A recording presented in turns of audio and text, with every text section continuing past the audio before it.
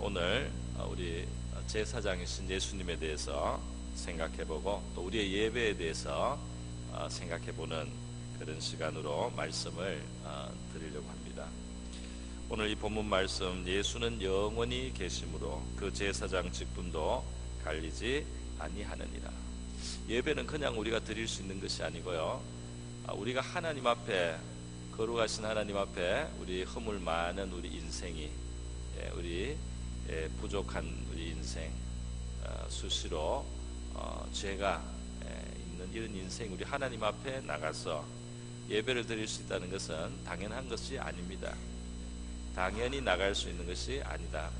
그 하나님 앞에 나갈 때는 그 나갈 수 있도록 그것을 길을 닦아주고 안내해주고 이끌어주는 존재가 있어야지 우리가 하나님 앞에 나갈 수가 있어요. 제사장이죠. 제사장, 우리의 영원한 제사장이신 예수가 계시다. 그 예수께서는 그를 힘입어서, 예수 자신을 힘입어서 하나님께 나가는 자들을 온전히 구원하실 수 있다 그랬어요. 여러분, 이 제사장 직분은 구약시대 이스라엘 백성들 하나님이 택하시고 선민을 삼으시는 가운데 그들 가운데도 아주 구별된 사람들이 제사장 역할을 했습니다. 12지파 중에 레위 지파라고 한 지파를 택하셨어요. 그리고 그 레위 지파 가운데도 한 가문, 모세의 형인 아론의 집안, 아론의 가문에서 나는 남자들만 제사장의 직무를 맡았습니다. 그래서 그들은 백성들을 위해서 하나님 앞에 제사의 제물을 바쳐드리고요, 그리고 백성들의 죄를 사하시는 그런 그 의식을 집례를 했습니다. 또 백성들을 위해서 하나님의 복을 받도록 축복해 주기도 하고요, 또 하나님의 말씀을 백성들에게 가르치는 역할도 있었습니다. 어쨌든 이 제사장의 역할은 하나님 앞으로 사람을 이끌어가는 겁니다. 하나님 백성이 하나님 앞에 나올 수 있도록, 나와서 용서도 받고 은총과 은혜를 받을 수 있도록, 또 복을 받을 수 있게 이끌어주는 역할이죠. 그때는 짐승의 제물을 바쳤습니다. 그래서 깨끗한 짐승 가축들의 그 피를 쏟아서 생명을 뜻하는 거죠. 피를 바쳐서 하나님 앞에 바치기도 하고, 또 그 고기를 일부를 불살라서 혹은 완전히 불살라서 하나님 앞에 태우는 제사, 그 향기를 올려드리는 제사로 드렸습니다. 그런데 이제는 더 이상 우리는 이 동물의 제사를 하나님 앞에 피해 제사, 이 동물을 잡아드리는 피해 제사 또는 그 제단 위에 불사르는 그런 제사를 더 이상 드리지 않고, 또 그런 제사장이 필요 없게 되었습니다.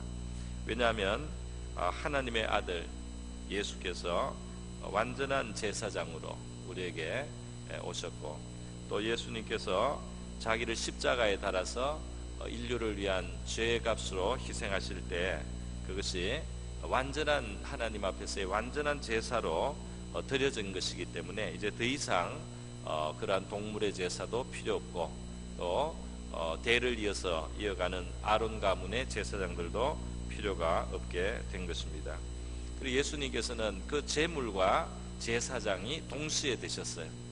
그러니까 이 제물 중에 최고의 제물, 제사장 자신이 자신의 생명을 완전히 하나님 앞에 바쳐드리는, 그의 피와 살을 하나님 앞에 바쳐드리는 완전한 제사, 완전한 제물을 하나님 앞에 드리신, 또 영원히 살아계신 완전한 제사장 예수가 우리에게 계시다는 것입니다. 이 사실을 기억을 해야 되는 거예요. 하나님과의 이 관계는 완전한 제사장을, 제사장이신 이 예수를 우리가 믿고, 이 예수를 의지하고, 또 이 예수에게 속하고 예수를 구주로 영접해서 우리는 하나님 앞에 완전한 제사장을 모시고 나갈 수 있는 하나님의 백성이 되는 것입니다.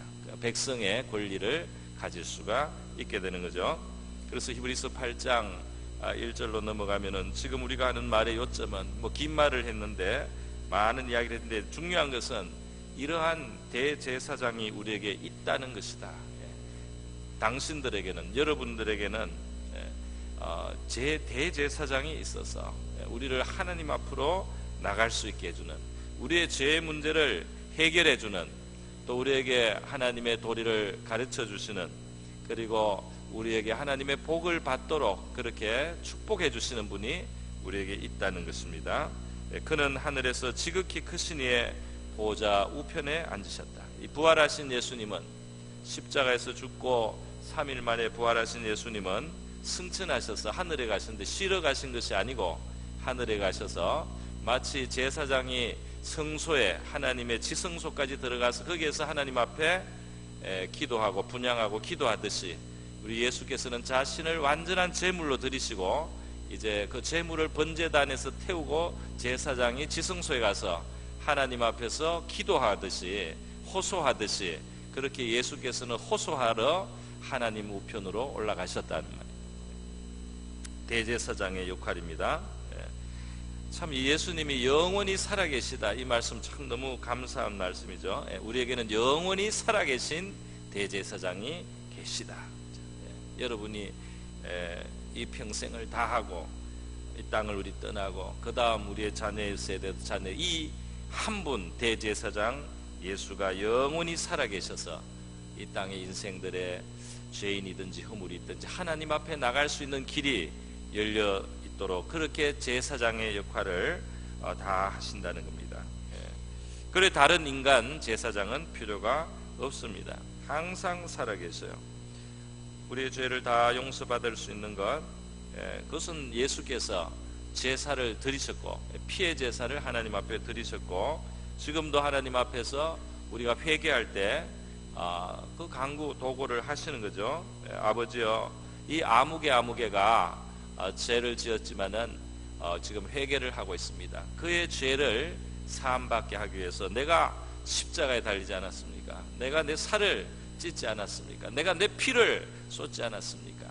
바로 저 죄를 위해서 내가 희생하지 않았습니까? 아버지여, 제가 자기 죄를 깨우치고 자기 죄를 미워하고 이제 버리고 싶어합니다. 주여, 아버지여 용서하여 주옵소서. 이렇게 예수께서 제사장의 기도를 하심으로써 그 제사장의 역할을 해주시기 때문에 우리가 또 사함을 받는 줄로 믿습니다. 그렇게 된다는 거죠. 여러분, 하나님의 아들이신 예수는 잉태될 때 성령으로 잉태됐어요. 아담의 그 후손이 아닙니다.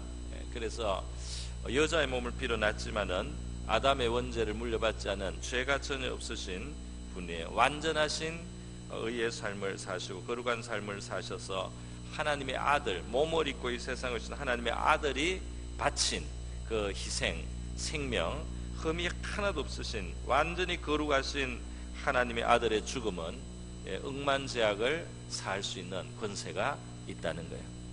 동물의 제사하고 다르고 그리고 보통 한 사람의 의인의 죽음하고 다르단 말이죠. 하나님의 아들의 희생이다 말이죠. 거룩하신 분의 죽음으로 사신 죄의 용서입니다. 여러분, 그렇기 때문에 예수라는 영원한 대제사장을 우리가 모시고 있기 때문에 하나님 앞에 나가서 죄의 문제는 해결되고요. 그리고 우리에게 다른 제사장은 필요가 없어요. 다른 메시아는 필요가 없어요. 이 세상에 지금 너무 우리 한국에는 지금 이단이 승합니다. 그러니까 은혜가 역사하는 곳에 정말 마귀도 역사를 많이 해서 우리 교회가 부흥하는 동안에 이단들도 자랐어요. 그래서 문선명이 자기를 메시아라고 하고 정명석이 자기를 메시아라고, 요즘에는 이만희가 자기를 메시아라고 하고 그 재림주라고 주장을 하는 겁니다. 그런데 여러분, 정말 감히 그런 주장을 한다는 것이 얼마나 오만하고 얼마나 가증한지 몰라요. 어떻게 예수님의 그 하신 일을 다 못해서 자기가 그 일을 하는 존재로 하나님께서 자기를 택하셔서 예수의 영이 뭐 자기에게 왔다고도 하고 보혜사의 영이 자기에게 왔다고도 하고 이렇게 하면서 그 예수의 자리를 대신하는 존재로 자기를 두느냐 말이죠. 있을 수 없는 겁니다. 죄 없이 잉태되지도 않았고 창조 이전부터 계시지도 않았고 이 아담의 후손으로 죄 가운데 나가지고 뭐 좀 자기가 뭐 열심히 믿고 진실히 믿었다고 이렇게 주장을 하면서 말이죠. 그래서 뭐가 오셔가지고 자기가 예수의 자리를 대신하는 존재가 되었다. 아담의 후손이 말이죠. 인류를 위해서 죄를 걸머지고 죽지도 않은 자가 말이죠. 죽고 부활하지도 않은 자들이, 그들이 동정녀에게서 났습니까?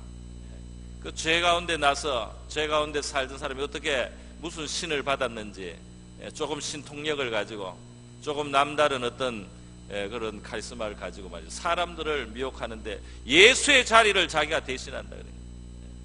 얼마나 가증한지 몰라요. 예수는 영원히 살아계셔서 우리의 구세주로, 우리의 영원한 대제사장으로 그 직분이 갈리지 않는다고 성경이 말씀하고 있는데 말이죠. 성경이 예수가 영원히 계신 대제사장이라고 말씀하는데 예수를 치워버리고 자기가 그 자리에 섰으니 얼마나 가증한 일입니까? 얼마나 가증해요. 그게 넘어간다는 것이 정말 어처구니가 없습니다. 어처구니가 없어요.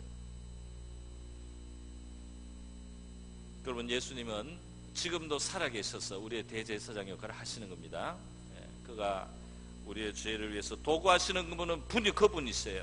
그분이시고, 그리고 성령에 감아 주셔서 여러분의 마음속에도 가르치시고, 양심을 깨워서 가르치시고, 이렇게 예배로 모일 때 영감을 주셔서 목회자에게, 하나님이 설교자에게 말씀을 통해서 주시기도 하고요.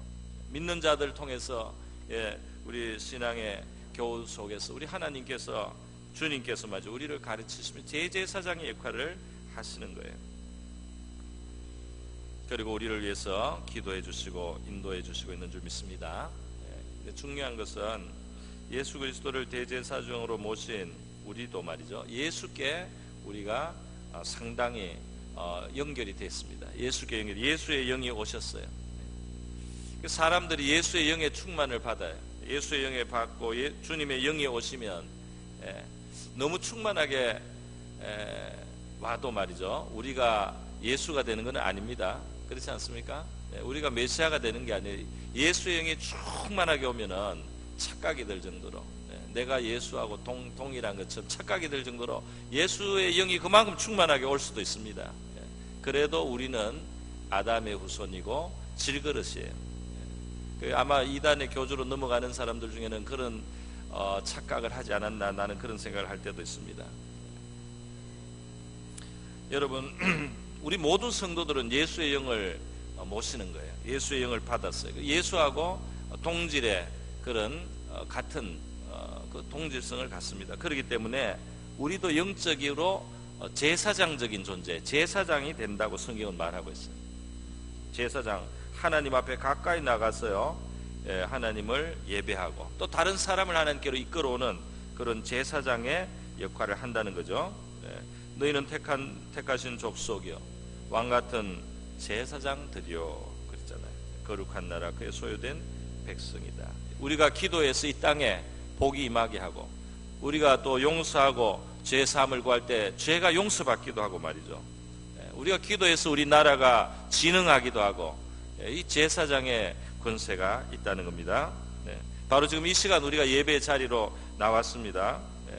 왜 지금 이 주일에 예배를 드리느냐? 예수님께서 부활하신 날이 이 주일이에요. 일요일 아침에 새벽에 부활을 하셨어요.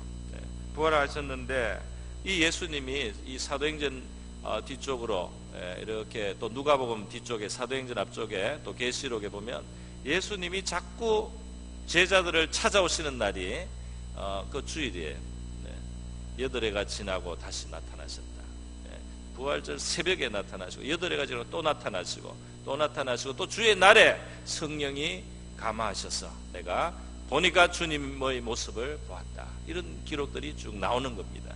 그래서 하나님께서는 우리가 이 예수님의 부활하신 이 일요일을 특별히 하나님을 만나는 날로 이제 삼고 예배하라고 하시는 거다. 이렇게 이 교회는 옛날부터 깨달았어요. 지금 안식교에서는 구약대로 금요일 저녁부터 토요일 해질 때까지 안식일 지켜야 된다고 하는데 영적으로 바뀐 겁니다. 구약 이스라엘이 지금 온 만민 가운데 하나님께로 나오는 영적인 12지파로 바뀐 거 아니에요. 구약 이스라엘 백성, 육신의 아브라함의 후손이 지금은 온 인류 가운데 하나님 앞에 예수 믿고 나오는 모든 사람들이 영적으로 이스라엘의 12지파가 된 겁니다. 새로운 시대예요. 이 새로운 시대에 무슨 구약의 안식일 금요일 저녁에서 토요일 해질 때까지 그대로 있는 게 아니고 하나님께서는 구원의 역사를 예수 통해서 대제사장을 이제 보내주셔서 완성을 하셨기 때문에 이 제사장이 우리의 죄를 다 청산하고 하나님 앞에 부활하셔서 그 희생이 하나님 앞에 연락이 되고 우리 구원의 역사가 이루어졌다는 것을 드러내신, 그리고 제자들을 찾아오시는 이 주일, 이날을 예배 날로 새롭게 만드셨다는 이 사실을 성경이 말하고 있단 말이에요. 그거를 모르고 그냥 문자에 집착한다는 것은 말이 안 되는 거예요. 그러면 그렇게 하면은 그 사람들은 자기들이 아브라함의 육신적인 후손이 아니니까 하나님 백성도 아니에요. 여러분, 그래서요, 우리는 그 영적인 전통을 이어받아서 구약의 제사장들이 하듯이 하나님 앞에 감사도 드리고 또 죄의 회개를 하고 또 용서를 구하고 복을 빌고 말이죠. 또 하나님의 말씀 교훈을 받는 것들이 이 예배 속에 포함이 되어 있는 것입니다. 예배는 그냥 적당하게 우리가 고안한 것이 아니에요. 영적인 요소들은 성경에 하나님이 하나님을 경배하고 하나님을 만나는 도리로 이미 주신 것들을 우리가 지금 그것을 받아서 이렇게 하고 있는 거예요. 출애굽기 20장 24절에 보면 이스라엘 백성들을 구원하신 후에 하나님께서는 그 제단을 쌓으라 그랬어요. 이렇게 소박한 토단을 쌓고 그 위에 소와 양으로 번제와 화목제를 드려라. 하나님을 예배하라는 거죠. 그러면 내가 내 이름을 기념하게 하는 곳에서 내게 임하여 복을 주리라. 할렐루야. 내 이름을, 지금 우리 예배의 바로 이 자리가 하나님의 이름을 기념하고 하나님께서 우리에게 구원자로 주신 그 예수를 우리가 고백하고 말이죠, 감사하고 찬양하는 시간 아닙니까? 그 이름을 기념하는 이곳에 우리가 주의 이름을 기념하고 우리 하나님의 이름을 부르고 우리 주님의 예수의 이름을 기념하는 이곳에 우리 주님께서 임하여 복을 주신단 말이에요. 믿으십니까? 내게 임하여 복을. 이 예배의 자리에는 하나님의 영적인 임재가 있어요. 영적인 임재가 있어요. 그죠? 마태복음 18장 20절에도 두세 사람이 내 이름으로 모인 곳에는 나도 그들 중에 있느니라. 내 이름을 중심으로 해서 모인 자리에는 내가 있다. 여러분 지금 예수의 이름을 부르고 예배하기 위해서 이 자리에 오시지 않았습니까? 그죠? 예. 그렇기 때문에 이 중에 내가 있느니라 이 말씀도 사실인 거죠. 예수께서 이곳에 계시는 겁니다. 자기의 이름을 기념하는 이곳에 계시고 내 이름을 기념하는 곳에 내가 임하여 복을 주리라. 그 성도들이 모이는 것이 중요합니다. 오늘날은 인터넷으로 이제 또 뭐 TV 화면으로 예배 실황을 중계도 하고 그래서 거기서 예배 설교 들을 수도 있고 성가대 찬양도 들을 수도 있고 인터넷으로 그냥 헌금을 인터넷 뱅크로 보낼 수도 있어요. 그래서 사람들이 그냥 그러면 예배인 줄 아는데 그거는 어디 부러져 가지고 못 일어나고 누워 있으면은 그러면은 하나님이 이해해 주실 겁니다. 근데 멀쩡한데 말이죠. 멀쩡한데 예배 자리에 오지 않고 있으면은 그 예배로서 상당히 부족해요. 왜냐하면 내 이름을 기념하는 곳에 내가 임하여 복을 주리라 말이야. 설교도 그냥 인터넷에서 듣는 거하고 이 현장에서 주님이 계신 곳에서 말씀을 듣는 거하고 차이가 있어요. 그래서 그냥 그 설교의 내용은 뭐 이럴 수도 있고 저럴 수도 있는데 그 자리에서는 하나님께서 성령이 예수의 영이 우리의 심령에 말씀해 주시고 우리의 심령을 만져주시는 그 은혜가 있는 거예요. 그걸 놓치면 안 되는 거죠. 이 예배를 드린다고 하는 것은 여러분 하나님을 만나는 거죠. 하나님을 만나는 거. 이것은 어떤 공연이 시작되어서 무슨 무대에서 연극을 보듯이 오는 것이 아닙니다. 영화가 시작돼서 오듯이 와서 영화가 시작되면 영화 보고 한 편 잘 보고 잘 봤다 감동받고 가는 거, 이것은 예배하고 아주 다른 거예요. 왜 그렇습니까? 그거는 뭘 보는 거죠. 그 퍼포먼스를, 그 어떤 그 뭔가 연주하거나 뭘 하는 걸 보는 거예요. 구경하는 거예요. 구경. 예배는 구경하는 것이 아니고 여러분이 하나님 앞에 경배를 하는 겁니다. 여러분이 하나님을 만나는 거예요. 이거는 구경하는 게 아니고 여러분이 당사자라 이 말입니다. 목사의 설교를 듣고 구경하는 게 아니에요. 이 찬양, 내가 찬양할 때 그 찬양 그냥 감상하는 게 아닙니다. 그 가사를 들으면서 내 마음으로 하나님 앞에 고백을 하는 거예요. 내 마음을 실어서 하나님 앞에 기도하는 순간입니다. 여러분이 예배를 드리는 자입니다. 예배를 구경하는 사람이 아니에요. 여러분이 예배를 드리는 거예요. 여러분과 하나님 사이의 일인 겁니다. 그렇기 때문에 이 예배는 모든 순서가 바로 여러분이 주체가 돼요. 우리 예배는 찬양도 많은데요, 여러분 그 찬양하는 거 참 귀한 것입니다. 다윗이 시편 69편에서 노래할 때요, 내가 노래로 하나님의 이름을 찬송하며 감사함으로 하나님을 위대하시다 하리니 이것이 소 곧 뿔과 굽이 있는 황소를 드림보다 여호와를 더욱 기쁘시게 함이 될 것이라. 황소를 한 마리 잡아서 제물로 드리는 것보다 우리의 마음에서 심령에서 진실하게 하나님 앞에 찬송을 드리는 그것이, 하나님은 황소 한 마리 잡아서 제단에 불사르는 그 정성과 헌신보다 더 기뻐하신다. 황소가 얼마입니까? 요즘에 어떤 사람이 어디에 보니까 400만 원이라고 어디 봤는데 모르겠어요. 저는 소시장에 안 가봐서 모르겠는데 400만 원이래요. 그러니까 여러분이 오늘 헌금을 얼마 하셨는지 모르지만 정성을 다해서 우리가 심령으로 하나님 앞에 찬송을 할 때 황소 한 마리 드린 것보다 하나님께 더 큰 기쁨이 됩니다. 우리의 중심을 받으시는 거죠. 예배는 수동적인 이 관찰자 이런 게 아니에요. 여러분이 능동적으로 주동으로 하나님을 만나는 바로 그 시간인 겁니다. 그렇기 때문에 이 예배 시간, 지금 설교 시간도 이 설교자가 설교를 하지만은 그냥 이 목사가 설교를 잘하나 이런 마음으로 들으면 안 되는 거죠. 하나님, 저 설교자의 설교를 통해서 하나님이 저에게 말씀을 해주시기를 바랍니다. 심지어는 저는 뭐 이런 설교를 하고 있어요. A라는 내용으로 설교를 하고 있어요. 그러나 여러분의 마음이 열려 있으면 하나님이 혹시 내가 A라고 하는 설교 여러분이 들은 말씀이 없으면 설교 시간에 여러분의 하나님께서 여러분의 마음에 B를 주실 수 있습니다. 마음을 열고 하나님, 나는 오늘 예배에서 하나님의 말씀을 듣기를 원합니다 하면 설교자가 혹시 영감이 부족해서 그거 다 캐치해서 하나님 B를 주셨는데 B를 못 전하고 있을 수도 있어요. 그러나 여러분이 마음을 열고 받을 준비를 하고 하나님께 오면 여러분은 설교자를 통해서는 못 들어도 하나님이 여러분의 마음에도 직접 말씀하실 수 있다 이 말입니다. 감동을 줄 수 있어요.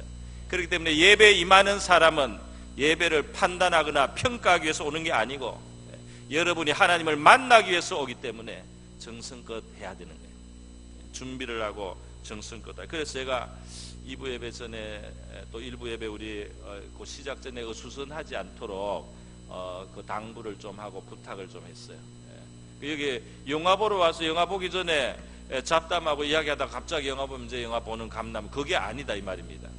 하나님을 대해야 되는 시간이기 때문에 우리가 청와대에 가서 대통령을 만나기 전에 미리 도착해서 있고 말이죠. 그리고 주의사항도 듣습니다. 마음을 가다듬습니다. 무슨 말을 해야 되겠다, 어떻게 해야 되겠다, 마음을 준비해서 만나지 않겠습니까? 그래 하나님 앞에 예배하러 나올 때도 우리가 정성을 기울일 때 정말 하나님 앞에 이 예배가 풍성한 예배가 되는 거예요.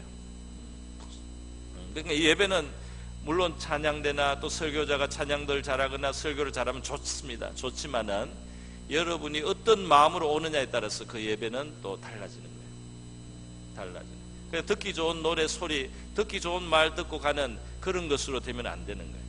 혹시라도 찬양대 찬양이 뭐 아주 프로페셔널하지 않고 설교자가 아주 설교를 잘 못해도 여러분이 하나님을 찾는 간절한 마음으로 오면은 여기에 주의 영이 충만하게 임하시는 거예요. 그 영감이 오는 것입니다. 그렇기 때문에 이 설교를 들을 때 말이죠, 이 하나님의 말씀을 듣는다 하는 이 시간이 중요한 건 그거예요. 우리가 이거는 뭐 듣기 좋은 이야기를 좀 들어보자 하는 그게 아니고, 우리가 예를 들면 어른을 만나거나 우리가 인사를 하거나 가면은 말이죠, 그 어르신이 하시는 말씀을 듣지 않습니까? 덕담을 듣기도 하고요, 나에 대해서 뭐 물으시기도 하고, 무슨 교훈을 주시기도 할 때 그걸 잘 듣는 것이 그 분을 예배하는, 그분을 경배하는, 그분에게 인사를 잘하는 그 자세가 아니겠어요? 그죠? 그걸 잘 듣는 거죠. 이분이 나에게 어떤 뜻을 가지고 있는가, 무슨 말씀을 하는가 잘 듣는 것도 그래서 중요한 예배의 시간이다 말이야. 그래서 이 예배를 참여하고 예배를 정성껏 드리는 사람들에게 우리 하나님은 많은 은혜를 베푸셨어요. 이 예배 시간에 사람들이 나을 수도 있어요. 마음의 병이나 몸의 병이 나을 수도 있어요. 그 하나님이 여기에 지혜를 주시거나 여러분의 마음에 응답하실 수 있고 여러분의 삶에 대한 하나님의 어떤 그 방향을 여러분에게 주실 수 있습니다. 그렇기 때문에 예배 전에 우리 마음의 준비를 해야 되는 거죠. 준비하고, 옛날 영국에 하나님을 아주 열심히 잘 믿던 청교도들은 그 가르침 속에 보면은 주일날 예배를 드려야 되니까 토요일날 무리하지 말라는 것까지 그렇게 가르쳤어요. 그 사람도 예배를 굉장히 귀하게 여겨서 토요일날 무리를 하면은 이 주일날 예배하는데 마이너스가 되니까 이 중요한 예배를 위해서 토요일날 적당하게 잘 관리를 하라, 이렇게까지 가르쳤어요. 그러니까 그들이 그만큼 하나님의 은총을 깊이 받을 수가 있었던 겁니다.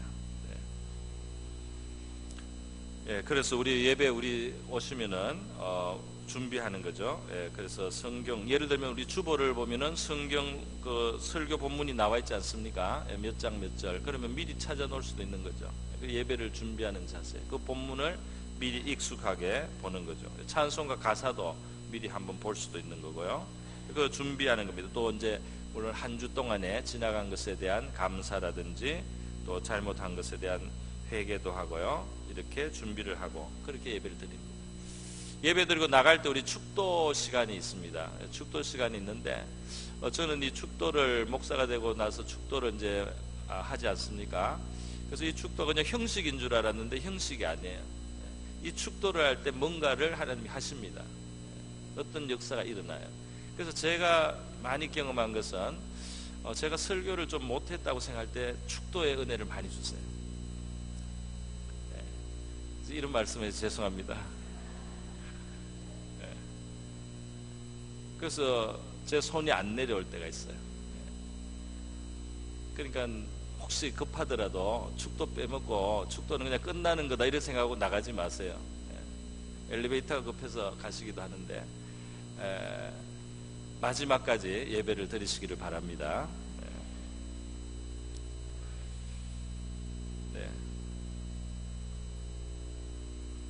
그리고 하나 더 말씀드리겠습니다. 우리 그 구약 성경에 보면 하나님 앞에 나와서 예배 제사를 드리고 할 때 말이죠. 그 제물의 일부를 백성들이 또 나눠 먹어요. 식사의 교제가 있습니다.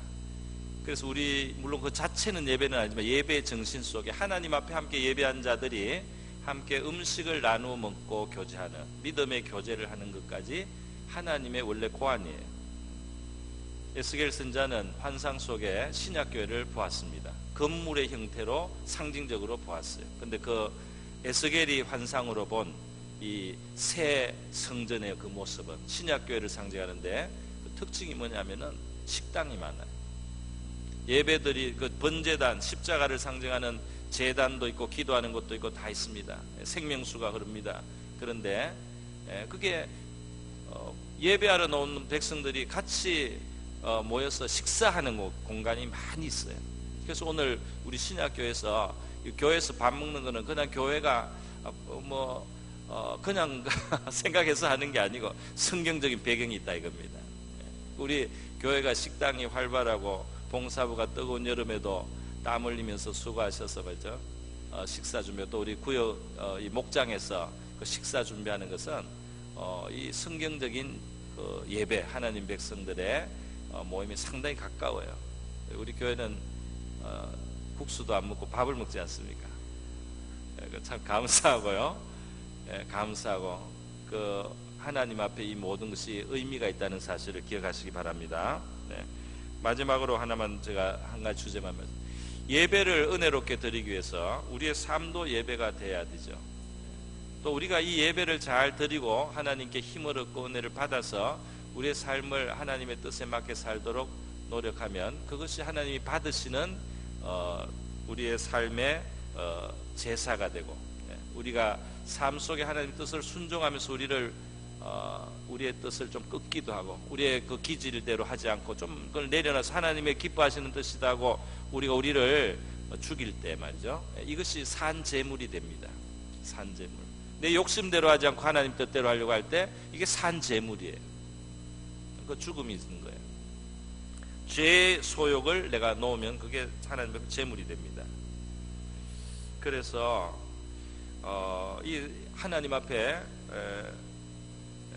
정직하게 또는 하나님 앞에 성실하게 살고, 혹은 하나님의 뜻대로 내가 선을 베풀고 다른 사람을 도와주고 다른 사람을 유익하게 하고 선대하고 이렇게 생활하다가 왔을 때 이 예배 자리에 풍성한 은혜가 닿을 줄로 믿습니다. 여기 하나님이 내 아들아 잘했다, 내 딸들아 수고했다, 여기에 은혜를 주시는 거예요. 하나님을 어떻게 만날 수 있습니까? 우리 하나님 이 평상시에 드린 그 예배를 하나님 받으시고 말이죠, 여기에서 특별히 더 부어주시는 은혜가 있는 거예요. 물론 평상시에 못했기 때문에, 잘못했기 때문에 나와서 회개하고 이제 좀 은혜로 잘 살 수 있게 해달라고 그렇게 시작할 수도 있죠. 그러나 맨날 그러지 말고 우리가 하나님의 뜻을 행하고 와서 여기서 하나님 이런 기회가 있어서 감사했습니다, 이렇게 섬길 수 있어서 감사했습니다, 이렇게 베풀 수 있어서 감사했습니다, 나오면 하나님께서 내 아들아 내 딸아 정말 수고했구나 안아주실 줄로 믿습니다. 제가 이전에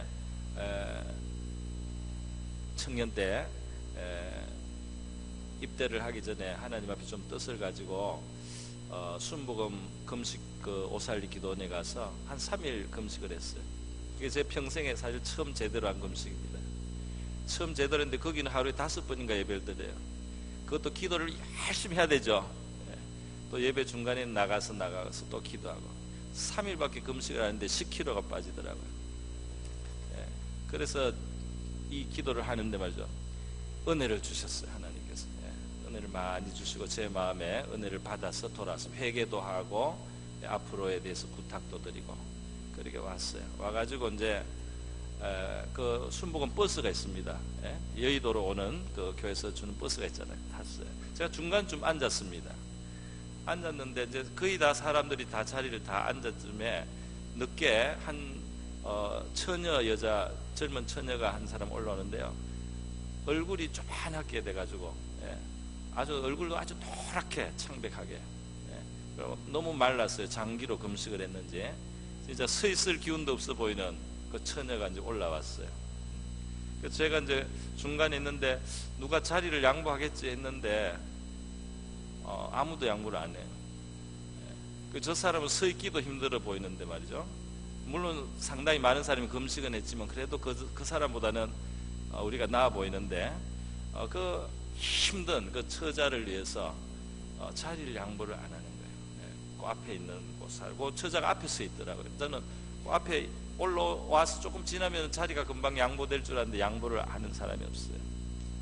그래서 저 중간에 있던 제가 불렀어요. 불러가지고 제 자리를 줬습니다. 그래서 저는 서서 왔죠. 그런데 그때 제가 알았어요. 하나님을 우리가 찾고 예배하고 기도 열심히 하는데 이게 부족한 게 이런 게 부족할 수 있겠구나, 그런 생각이 들었어요. 기도는 열심히 했는데 예배는 안 빠지고 열심히 드렸는데 그 하나님이 기뻐하시는 일을 안 해. 산 제사를 안 드려. 그냥 하나님을 조르기만 하면 될 줄로 생각하는 거예요. 그게 아니에요. 하나님이 기뻐하시는 것을 위해서 내가 좀 덜 갖고 덜 하고 또 조금 더 수고하고 조금 더 참고 하는 그 산 제사를 안 드려요, 사람들이. 그래서 응답이 잘 안 되는 것 같다, 이런 생각이 들더라고요. 너무 하나님의 뜻을 너무 외면을 해요. 하나님의 뜻 그렇게 어려운 것만 요구하시는 게 아니에요. 그 자리 양반은 그것도 하나님 그 뜻이라고 믿어질 수 있는 건데 그거를 안 하면서 일주일 동안 거기서 기도를 하면은 응답이 될까? 그래서 응답이 안 되는구나. 그 교회 예배하러 와서 여기 내 자리인데 왜 당신이 앉았나, 이런 분들도 있어요. 내 자리가 여기 있습니까? 이 자리 세냈습니까? 이름 다 붙여놨습니까? 그래서 새로운 사람이 앉았는데 여기 내 자리니까 가라고 하는 경우도 있어요. 그러면 안 되겠죠? 물론 자기가 사랑하는 자리가 있을 수 있어요. 다른 사람이 앉으면은 내가 좀 다른 데도 앉을 수 있는 마음이 있어야 되지 않겠어요? 모르고 와서 앉았을 수도 있는 거죠. 은혜로 예배를 드리기 위해서 왔는데 다른 사람 마음을 상하게 한다든지 그러면서 내가 하나님께 은혜 받을 수 있겠습니까? 그래서 우리의 삶의 제사, 삶의 예배를 하나님 앞에 드리면서 예배 드릴 때 이 예배에 풍성한 은혜가 다실 줄로 믿습니다. 창세기 4장에 가인과 아벨 형제가 예배를 드리는데 말이죠. 가인의 제사가 연락이 안 돼. 하나님께 왜 안 되느냐? 가인 자신이 연락이 안 돼요. 가인 자신이 회개하는 마음이 없어요. 가인 자신이 다른 사람의 선을 행하지 않아요. 가인 자신이 다른 사람을 시기하고 미워해요. 비교하고. 가인 자신의 마음에 악을 품고 있어요. 그러니까 그와 가인과 그의 제사를 받지 않으셨다 이렇게 돼 있어요. 아벨의 제사는 왜 하나님이 받으시느냐? 아벨이 하나님의 뜻대로 예배드리고 선한 마음으로 예배드리고 믿음으로 살고 왔기 때문에 그 아벨과 아벨의 제사를 하나님이 연락하셨다 그렇게 되어 있습니다. 그렇지 않습니까? 그래서 여러분 우리의 삶 전체가 그리고 특별히 예배로 모일 때 우리가 정말 하나님 앞에 영광스러운 예배를 드리고 또 은혜를 풍성히 받을 수 있기를 바랍니다.